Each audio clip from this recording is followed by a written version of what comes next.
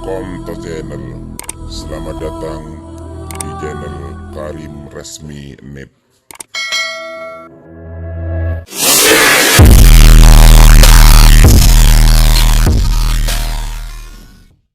Assalamualaikum warahmatullahi wabarakatuh. Bismillahirrahmanirrahim. Allahumma sholli wa sallim ala sayyidina Muhammadin wa ala alihi washabbihi asma'in nama ba'du.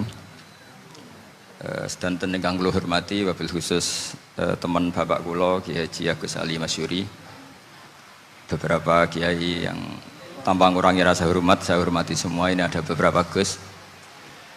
Ini saya ngaji insyaallah seperempat jam. Seperempat jam nanti yang menghisap Gus Kausar berapa Gus? 10 menit. 10 menit.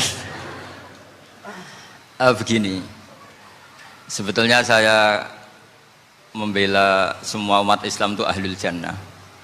Karena saya ini ibarat marketing. Kalau orang Kristiani itu kan setiap orang mati sudah tenang bersama Bapak di surga. Jadi kampanye itu menarik sekali.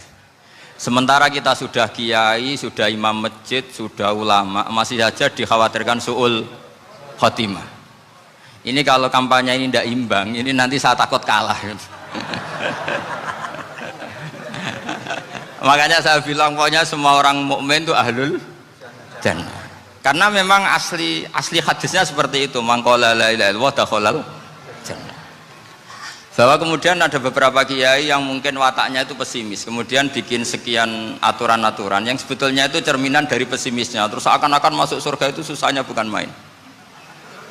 Nah itu saya tidak setuju karena tadi pasti kalah dengan kampanye sebelah yang setiap orang mati dibilang sudah tenang bersama Bapak apa? Di surga. Jadi ini penting. Terus kedua saya bilang agama ini sudah begitu baik. Masa kunci surga sudah dibocorkan miftahul jannah la ilaha illallah. Masa sudah pegang kuncinya nggak jadi masuk surga, itu kan aneh. Ya sudah masuk saja, tapi tidak usah minta bantuan saya, masuk aja, kan sudah pegang kuncinya. Terus ketiga, kenangan terburuk saya ketika jadi kiai itu gini, saya ada beberapa guru SD datang ke saya. Ini agak-agak masalah besar. Gus, boleh enggak buka ujian nasional yang masih disegel? Semua guru bilang nggak boleh, itu kriminal kan.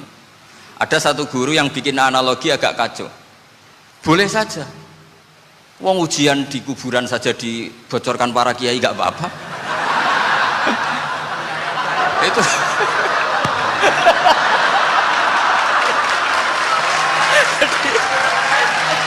Tapi ini kriminal ya. Perhatian kepada kiai, nggak boleh memukul pemateri.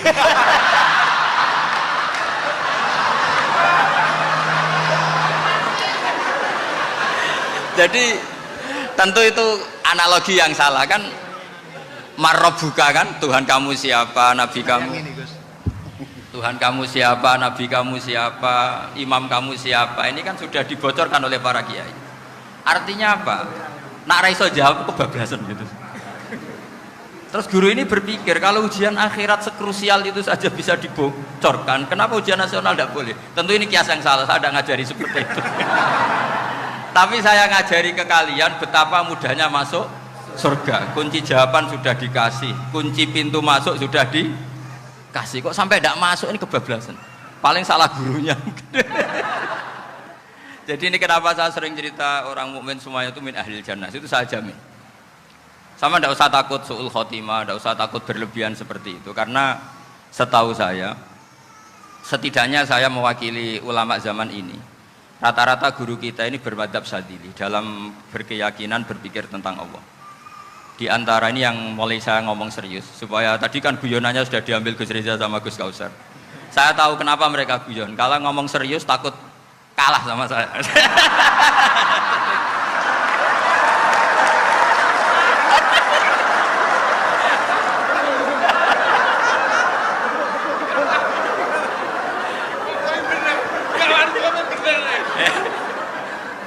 Karena saya ini sudah terkenal pemikir serius, jadi artinya itu satu kepintaran mengalihkan, ya, oh ya, sudah itu satu kecerdasan. Tidak hanya ngalim tapi butuh cerdas. Betul cerdas. Jadi itu bukti beliau-beliau ini cerdas itu. Saya berpikir begini, ini madhab Syadzili, kita semua Tentu Sadili karena kita semua ngaji kitab hikam. Kita tahu kitab hikam itu muridnya Abul Abbas Al-Mursi. Abul Abbas Al-Mursi muridnya Syekh Abil Hasan apa? Asyadili. Saya masih ingat betul makalah itu dan saya ulang-ulang. Setiap saya ngajar di sarang saya ajarkan ini. Kilali kata Abul Hasan Asyadili, saya pernah dapat hatif, dapat semacam ilham.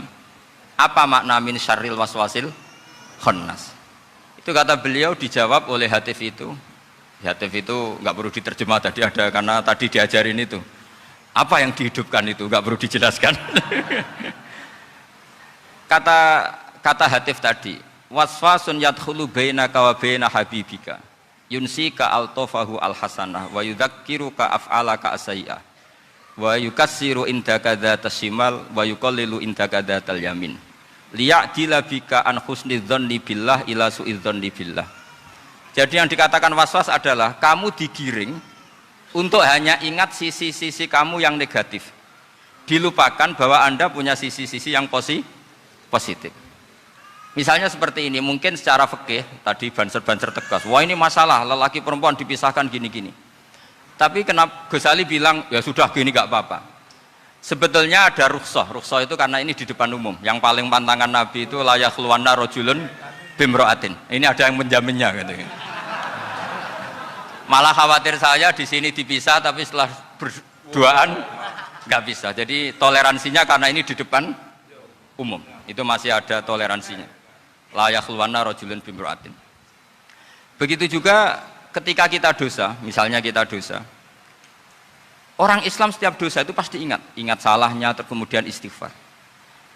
Dan ketika satu kebaikan dibandingkan keburukan, itu kata semua ulama, karena sayyi'ah itu bernilai 1, kebaikan bernilai apa? 10. Itu masih surplus berapa? 9.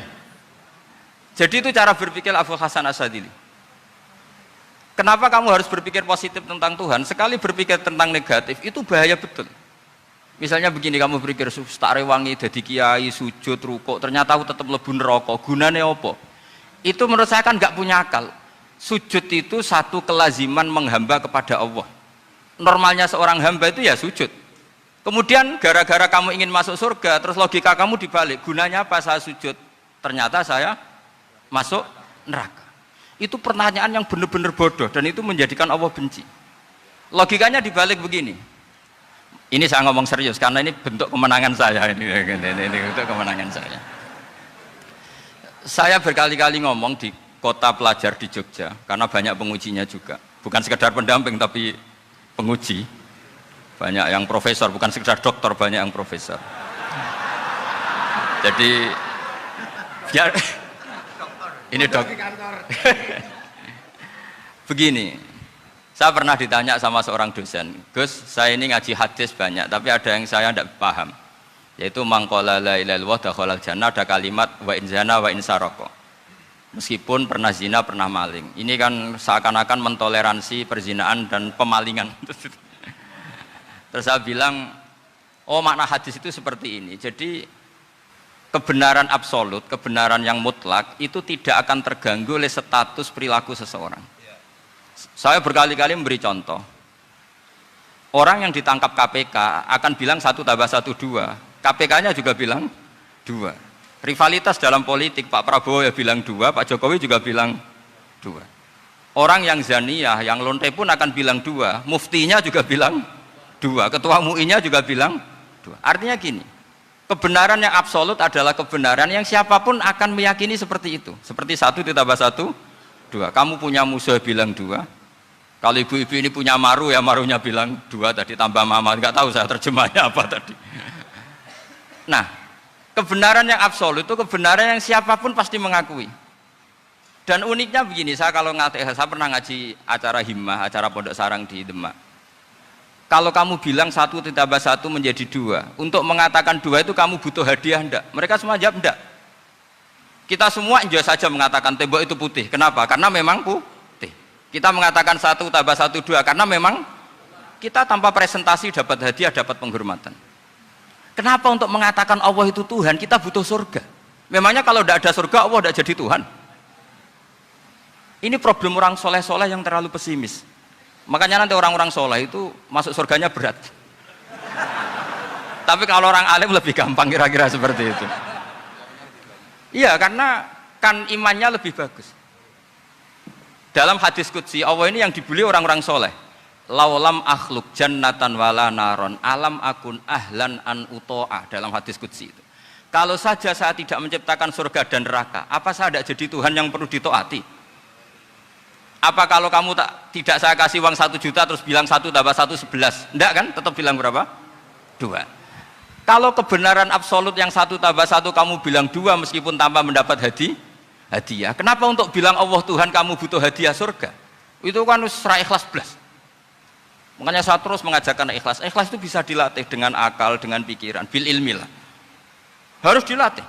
Nah di sini ini momen atau makna yang mestinya harus difahami wa inzana bahwa kalimat ini sah meskipun dilafatkan seorang yang pernah zina. Sama seperti 1 tambah 1 2 sah, diucapkan siapa saja sah. Dan siapapun akan mengucapkan itu secara ikhlas.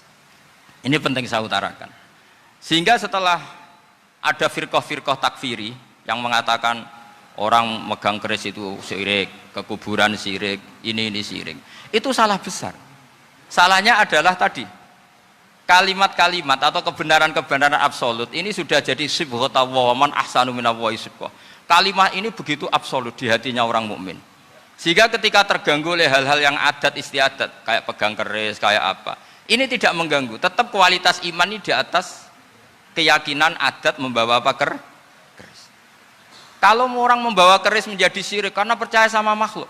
Orang misalnya kejawen kalau nggak bawa keris nggak nyaman. Orang kota itu kalau nggak bawa ATM juga nggak nyaman.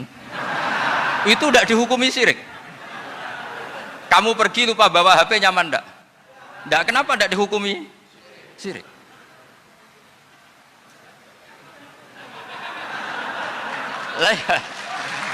Jadi ini logika. Jadi makanya ini Gus Reza boleh kritik saya tuh berkali-kali bilang saya termasuk ulama yang mau bikin gerakan cangkem elek. Karena nanti kalau saya nisbatkan ke Rasulullah itu tidak pantas, karena Nabi ahsanan nasi khalqau wa khuluqa. Tapi saya siap jadi bempernya Rasulullah Shallallahu Alaihi Wasallam. Pernah ada diskusi di Jakarta, ini kisah nyata. Apa dalilnya setelah sholat salaman? Mana hadisnya? Itu dijawab hadisnya tentu kita kesulitan. Kalaupun ada hadisnya dhaif semua yang masalah musafahah. Akhirnya mau tidak mau dijawab pakai cangkem elek. Boleh nggak kamu setelah salam nyalain HP yang off? Boleh. Boleh nggak ke kamar mandi? Boleh. Oh berarti kencing boleh, nyalain HP boleh, yang nggak boleh itu ingat Allah. Karena mereka mengkritik wiridan, kritik salaman. Akhirnya mikir deh, ada nggak hadisnya orang setelah sholat nyalain HP? Nggak ada kan? Tapi mereka nyalain HP nggak hambatan, tapi untuk salaman masalahkan. Ke kamar mandi boleh, tapi untuk wiridan nggak boleh. Akhirnya mereka sadar, oh iya. Lama-lama dibisiki gini yang kelompok itu, kamu itu korban aliran supaya kamu gak ingat Allah, ingatnya HP-nya. Sehingga orang wiridan kamu kritik, orang nyalain HP tidak kamu kritik. Itu kelompok itu adalah kelompok orang-orang yang supaya orang Islam itu lupa Tuhannya. Itu gerakan cangkem elek, tapi jadikan orang sadar. Jadi ini penting. Jadi kalau kamu tidak bisa bela agama dengan jalan yang lurus karena tidak bakat gitu, nggak apa-apa pakai cangkem elek tadi, karena nggak mungkin gerakan ini dinisbatkan kepada Rasulullah Shallallahu Alaihi Wasallam. Kalau soal sanad, saya punya sekian sanad tentang itu, tapi tidak usah kamu ikuti. Ada orang tanya, ya Pak Kiai, kalau setan dibakar di neraka panasan enggak? Ya panasan. Lo kan setan dari api, ngapain harus panasan? Kan materinya sama. Terus Kak Kiai tadi gak kesulitan, dia ngambil pasir, disawero di wajahnya. Wah sakit Kiai, kamu kan dari tanah, kena tanah kok. Jadi itu ada sekian, artinya gini ya, kalau kesulitan jawab pakai baik-baik ya sudah pakai cangkem elek itu aja karena. Tapi tentu kan gerakan ini tidak mungkin dinisbatkan kepada para nabi. Tapi saya pastikan meskipun nggak bisa dinisbatkan kepada para nabi dari segi cangkem elek tadi, tapi secara semangat itu sama. Saya punya sekian contoh. Bener Gus Riza tadi gojok saya sengawur-ngawurnya itu masih punya sanad. Itu pas saya ngawur pun masih punya apa? Sanad. Nabi Ibrahim itu ketika faja'alahum juzatan illa kabirallahum itu si berhala paling besar dikasih kapak. Ketika mereka geger, ini siapa yang berara-berara kecil. Kata mereka, sami'na fata yadhkuruhum yuqalu lahu Ibrahim. Ya kira-kira Ibrahim lah gitu. Terus setelah Ibrahim didatangkan, siapa yang melakukan ini semua? Ini jawaban Nabi Ibrahim, bal fa'alahu kabiruhum hadza. Ya tanya yang bawa pedal, saya kan tidak bawa kan. Terus kata orang-orang, otak kamu itu di mana? Masa berhala disuruh nanya, kan nggak bisa ngomong. Ibrahim kembalikan, uffil lakum walima ta'buduna min dunillah. Lalu otak kamu di mana? Sudah tahu nggak bisa ngomong kok disembah gitu. Itu ada kata uffin loh. Uffin itu kalau diterjemah kira-kira ya agak-agak jancuk gitu. Kira-kira ya kira-kira seperti itu. Jadi Sekarang dalilnya jancuk apa Gus? Bahkan dulu biasa kalau misalnya saya bilang gimana? Jancuk itu dari daksu, dak tinggalkanlah suan perkara sing elek. Krono ilate wong Surabaya kakean rawon, akhirnya ngomongnya jancuk.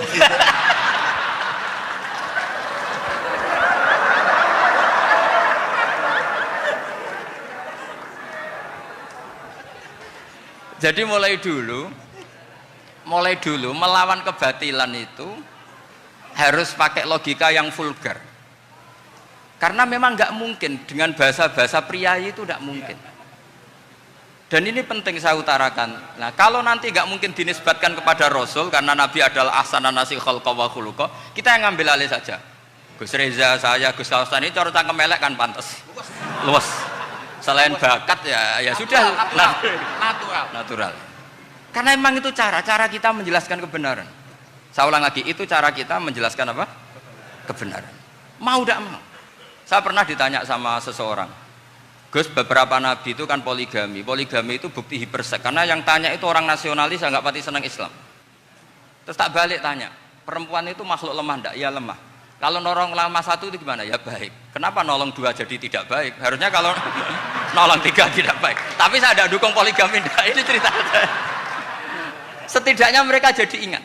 Saya itu pernah ditanya agak-agak orang ateis. Dia benci Islam tapi neliti Islam. Pertanyaan kedua, kenapa dalam perang itu seakan-akan Nabi itu perampok? Hartanya orang kafir disita kemudian menjadi ghanimah. Itu kan kayak ngerampok. Terus saya tanya gini, kalau ada penjahat ke rumah kamu, kemudian pakai senjata api, setelah kamu ringkus, itu senjata api kamu kembalikan apa kamu sita? Oh ya saya sita, kalau tak kembalikan dipakai ngerampok lagi. Ya sama seperti itu, kalau kekuatan mereka dikembalikan, akan dipakai kekuatan mereka lagi. Jadi, ya lagi-lagi ini kemenangan orang serius. Karena nanti guyonnya sudah dintekno sama Gus Safa sama Gus Riza. Nah, kenapa saya ngajar begitu rileks, begitu santai? Karena pikiran saya sederhana. Fa innal uqula muttarratun ila qabilil haq. Akal sehat pasti dipaksa menerima apa? Kebenaran. Sehingga kebenaran itu tidak usah kamu ngomongkan secara serius, tidak perlu. Kebenaran itu mudah diterima. Saya itu pernah ngaji berkali-kali di Jogja di mana-mana sampai ada buku seorang dokter nulis tesisnya itu bangga lagi menjadi muslim setelah ngaji saya itu. Karena saya menerangkan itu ringan. Orang Islam itu harus mencintai Allah. Ciri utama cinta itu tidak tegang, rileks. Saya bilang begini, kalau kamu pernah 1 tahun digratisi orang rumah, makanan, kamu kira-kira itu mudah nggak mencintai orang yang berjasa sama kamu minjemin rumah dan ngasih makan gratis? Mudah kan? Apalagi kita ini mudah mencintai orang yang minjemin mobil 1 tahun, ngasih rumah 1 tahun, apalagi selamanya. Kenapa kita tidak mudah mencintai Allah yang memberi kita bumi, air, oksigen, semuanya kita dikasih Allah? Akhirnya mereka mikir, wong mencintai seseorang yang ngasih dalam durasi 1 tahun saja mudah, apalagi mencintai Allah yang ngasih kita tanpa batas. Itu disebut walladzina amanu asyaddu hubbal lillah. Orang mukmin itu mudah sekali mencintai Allah. Caranya dilatih tadi. Kita mudah mencintai orang yang berjasa sama kita. Kenapa tidak mudah mencintai Allah yang tentu jasanya lebih besar? Nah, karena akhir-akhir ini banyak orang yang terlalu nazir, terlalu apa? Kata Nabi kan basyiru walatu nafiru yasiru walatu asiru. Sehingga saya bikin gerakan. Pokoknya semua orang mukmin pasti masuk surga. Nanti soal ada kesalahan-kesalahan kecil yang menjadikan orang su'ul khotimah itu sifatnya kehati-hatian. Jangan menjadi hukum. Hati-hati itu tidak menjadi hukum. Kalau kamu nyupir hati-hati itu bukan berarti pasti kecelakaan, enggak. Hati-hati itu ya hati-hati saja, tidak menjadi hukum. Ini penting saya utarakan karena kubu sebelah kampanyenya sudah tadi, setiap mati mesti tenang bersama Bapak di surga. Sementara kita mau kampanye, kamu sholat tidak mesti diterima, haji tidak mesti diterima, jadi kiai tidak mesti masuk surga. Coba kalau kita kampanye gitu terus, yang mau jadi muslim itu siapa? Jadi ini sudah tak perhitungkan matang-matang, saya milih macam seperti itu. Ya ini saya pikir sudah, ini pembandingnya supaya punya waktu. Saya suka sekali. Nah ini yang sesi terakhir ya, sesi terakhir. Saya akan cerita fikih karena Nyun memang sewu Gus, ada iklan sebentar dari ibu-ibu, pentolan mic kurang dekat ke mulutnya Gus Baha. Sehingga suaranya tidak terdengar sampai ke belakang. Oh, gitu, pentolannya didekatkan Gus Oh, ke gitu. mulutnya. Ini kalau ngomong konotasinya itu mesti nyerempet. Sudah apa ya? Sudah ahlinya di situ. Ya malah ada di situ.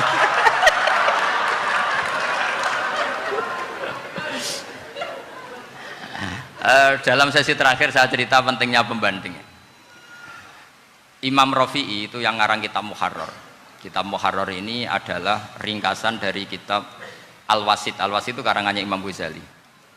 Al-Wasit sendiri ini khas ngaji NU, karena NU maknanya Nahdlatul Ulama, gerakan para ulama. Jadi kalau nggak ngerti alim-alim seperti itu ya ada NU. Sebenarnya sampai itu pasnya Nahdlatul Ummah, gerakan umat. Tapi kan sudah jadi partai politik Nahdlatul Ummah. Karena yang katakan NU itu Nahdlatul Ulama, gerakannya para ulama.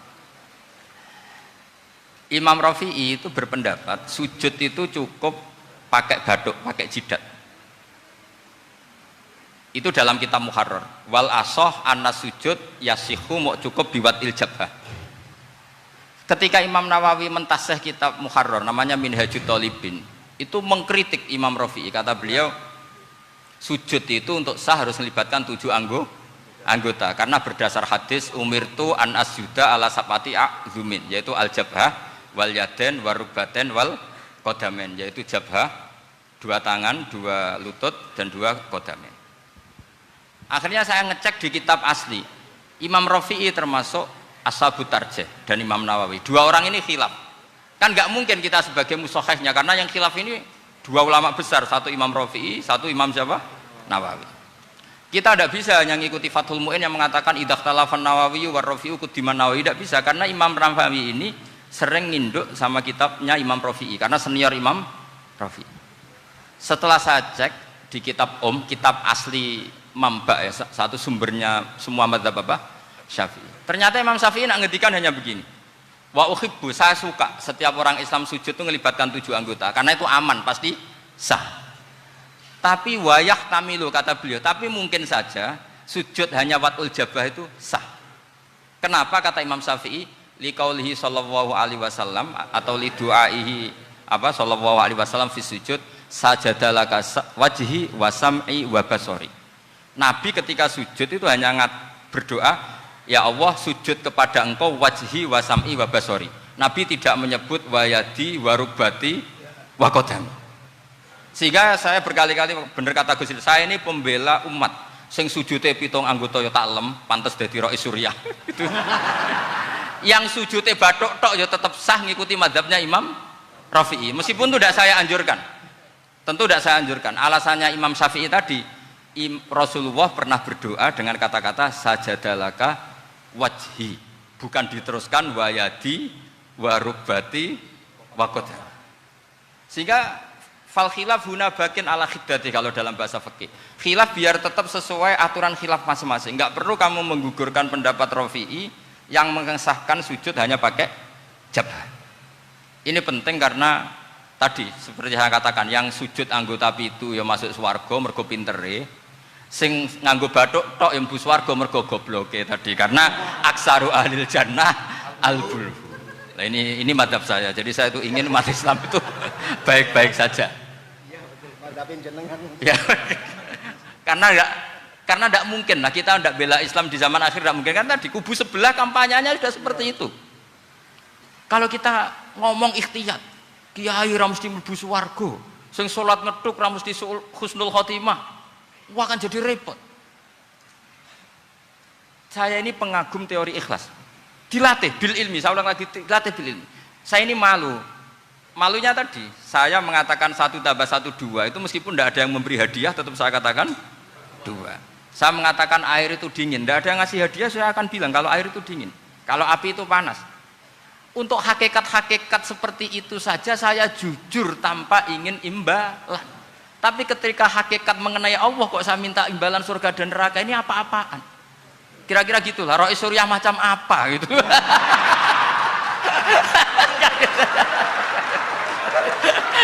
Ya saya kira demikian. Assalamualaikum warahmatullahi wabarakatuh. Waalaikumsalam warahmatullahi wabarakatuh.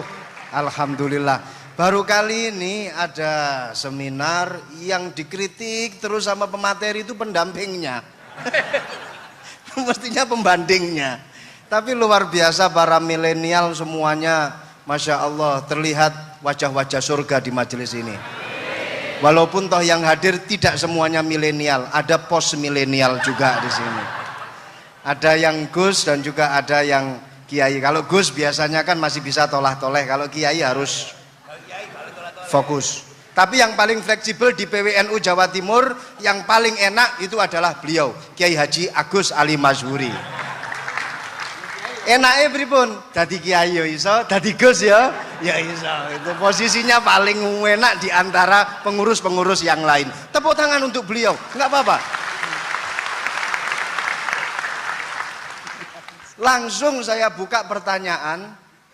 Yang ditanya 2 orang, jangan pendampingnya. Yang ditanya 2 orang. Kalau enggak Gus Baha, Gus Kausar. Saya hitung sampai 10, enggak ada pertanyaan, kita tutup dengan doa. 1, 10.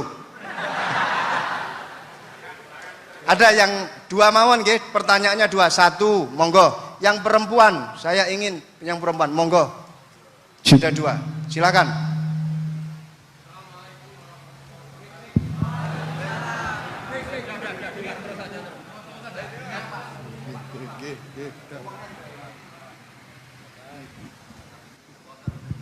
Bismillahirrahmanirrahim. Assalamualaikum warahmatullahi wabarakatuh.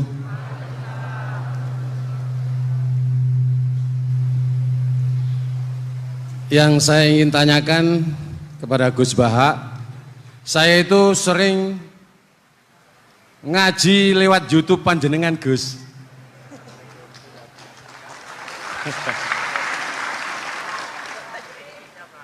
Insya Allah ilmu saya tambah walaupun tidak banyak. Yang saya tanyakan, nopo ilmu kula niki barokah? Yang pertama, karena saya ngaji lewat YouTube panjenengan, saya tidak izin.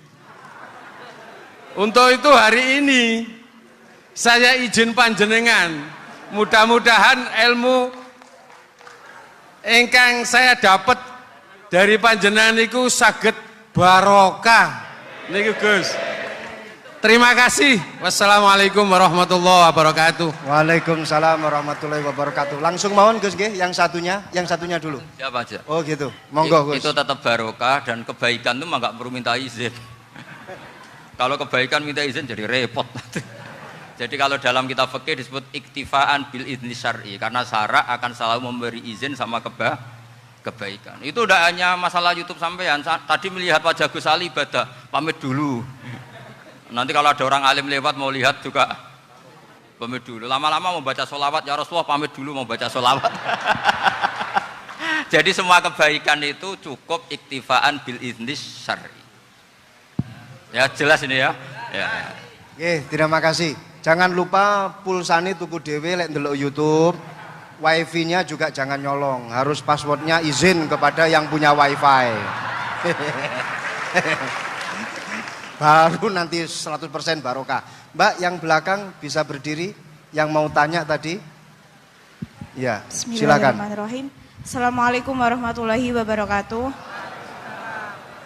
Mohon izin Yai Gus, saya di sini mau tanya, selain sebagai pelajar santri, saya juga sebagai seorang mahasiswi di salah satu universitas di Surabaya. Yang saya tanyakan sebagai pemuda milenial, kita semua tahu bagaimana keadaan demokrasi negara Indonesia saat ini.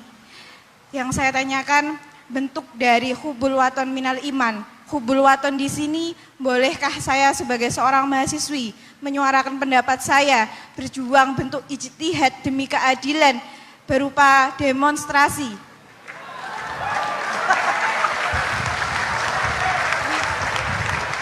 Ngapunten. Yang saya tanyakan di sini, bagaimana menurut Gus, apakah saya melakukan demonstrasi ini sudah baik atau sangat baik atau mungkin perlu dikaji kembali? Terima kasih. Wassalamualaikum warahmatullahi wabarakatuh. Hubungan antara demonstrasi dan hubbul wadon minal iman. Hah? Oh ya, hubbul waton minal iman. Monggo Gus.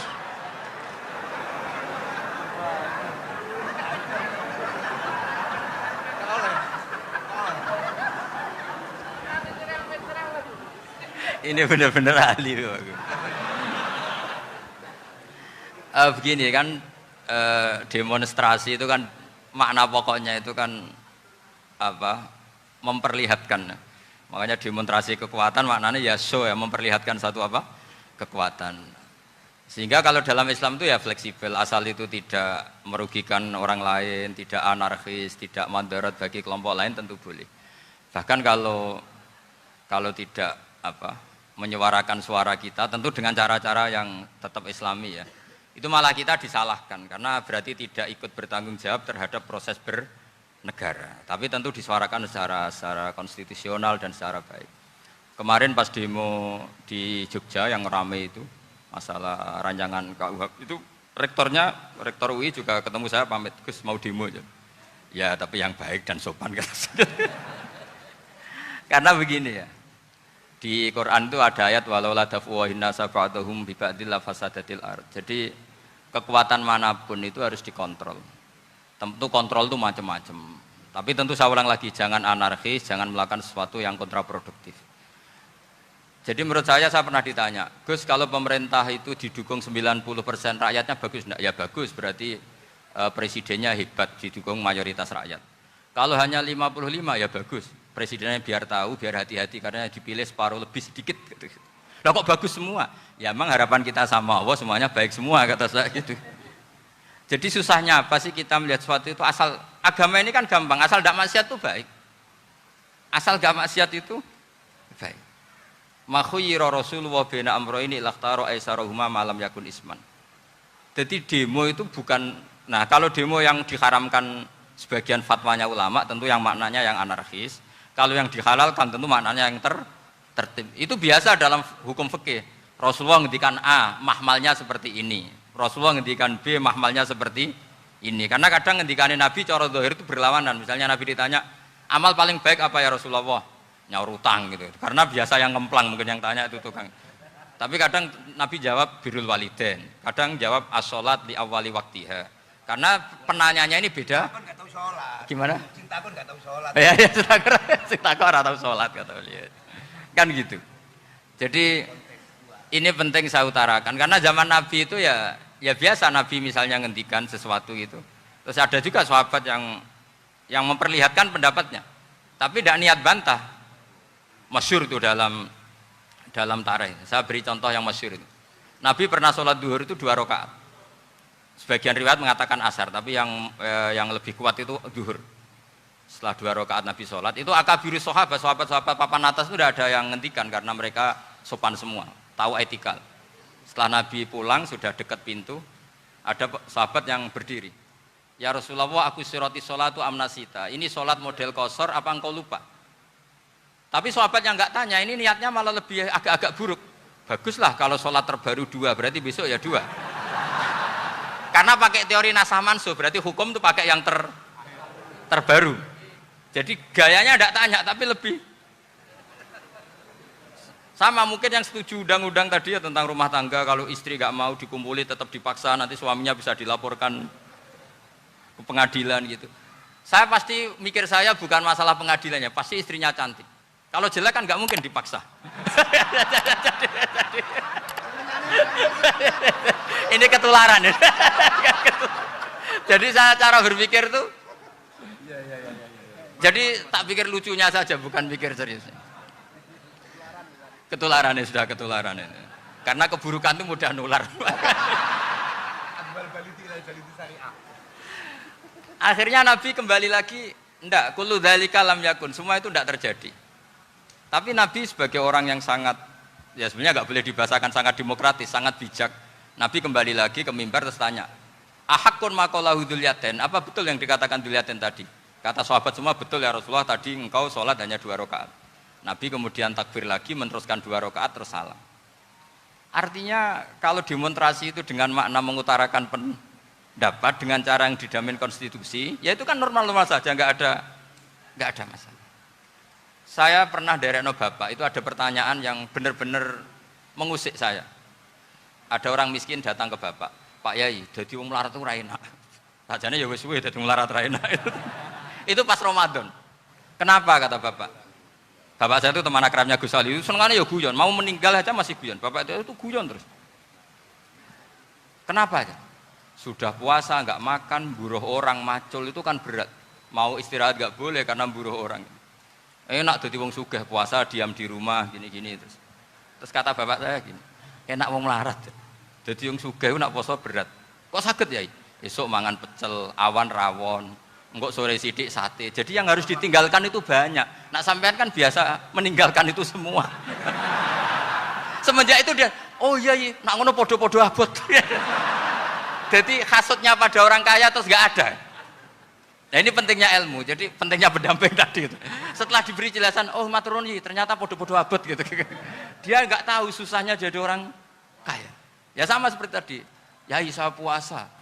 Kerja gini-gini bojo sitok elek terus dari yang bojone 4 cantik semua abot aku. Karena harus ninggalkan 4 yang cantik tadi yang bisa menghidupkan tadi itu.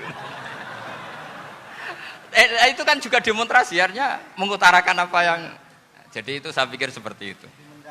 Ya ini pokoknya gitu aja ya. Assalamualaikum warahmatullahi wabarakatuh. Waalaikumsalam warahmatullahi wabarakatuh. Tepuk tangan untuk beliau. Kita doakan semoga beliau sehat walafiat, panjang umur, jembar rezeki.